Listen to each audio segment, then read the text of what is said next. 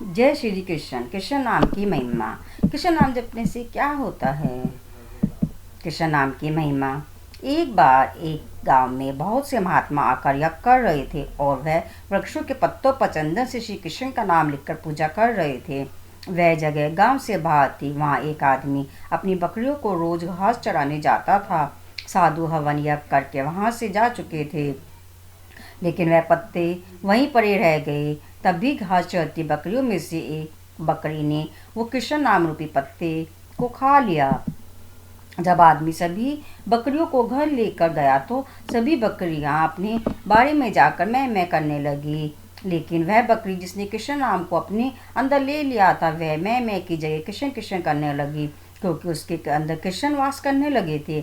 उसका मैं यानी अहम तो अपने आप ही दूर हो चुका था।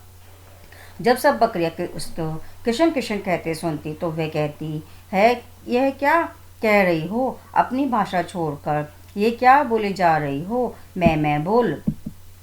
तो वह कहती है, कृष्ण नाम की महिमा रूपी पत्ता मेरे अंदर चला गया, मेरा तो मैं भी चला गया। सभी बकरियां उसको अपनी भाषा में बहुत कुछ समझाती, परंतु वह टस से मस ना हुई और कृष्ण कृष्ण रटती रही। सभी बकरियों ने यह निर्णय लिया कि इसको अपनी टोली से बाहर ही कर देते हैं। वह सब उसको सींगों धक्के मारकर बाड़े से बाहर निकाल देती हैं।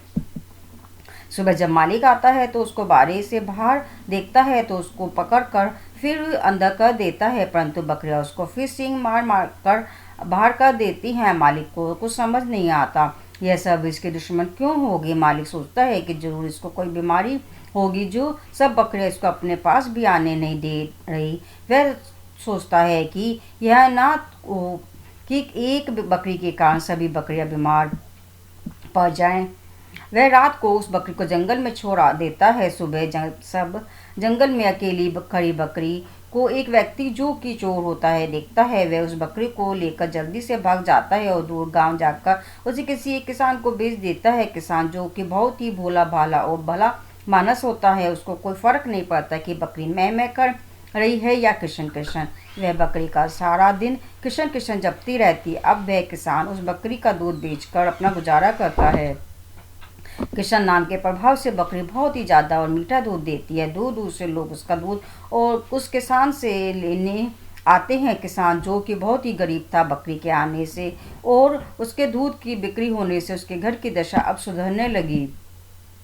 एक दिन राजा के मंत्री और कुछ सैनिक उस गांव से होकर गुजर रहे थे। उसको बहुत भूख लगी, तभी उन्हें किसान का घर दिखाई दिया। किसान ने उनको बकरी का दूध पिलाया। इतना मीठा और अच्छा दूध पीकर मंत्री और सैनिक बहुत खुश हुए। उन्होंने किसान को कहा कि हमने इससे पहले ऐसा दूध कभी नहीं पिया। किसान ने कहा कि यह तो इस बकरी का दूध है जो सारा दिन कृष्ण कृष्ण करती रहती है। मंत्री उस बकरी को देखकर और कृष्ण नाम जपते देखकर हैरान हो गई। वह किसान का धन्यवाद करके वापस नगर में राजमहल चले गए। तभी उन दिनों राजमाता जो कि काफ़ी बीमार थी, बहुत उपचार के बाद भी वह ठीक ना हुई। राजगुरु ने कहा, माता जी का स्वास्थ्य होना मुश्किल है, अब तो भगवान इनको बचा सकते हैं। राजगुरु ने कहा कि अब आप माता जी के पास बैठकर ज़्यादा से ज़्यादा ठाकुर जी का नाम लो। राजा जो कि काफ़ी व्यस्त रहता था, वह सारा दिन राजपाट संभाले या माता जी के पास बैठे। नगर में किसी के पास भी इतना समय नहीं कि राजमाता के पास बैठकर भगवान का नाम ले सके। तभी मंत्री को वह बकरी याद आई जो कि हमेशा कृष्ण कृष्ण का जाप करती थी। मंत्री ने राजा को इसके बारे में बताया। पहले तो राजा को विश्वास न हुआ, परंतु मंत्री जब राजा को अपने साथ उस किसान के घर ले गया तो उस राजा ने बकरी को कृष्ण नाम का जाप करते हुए सुना तो वह हैरान हो गया।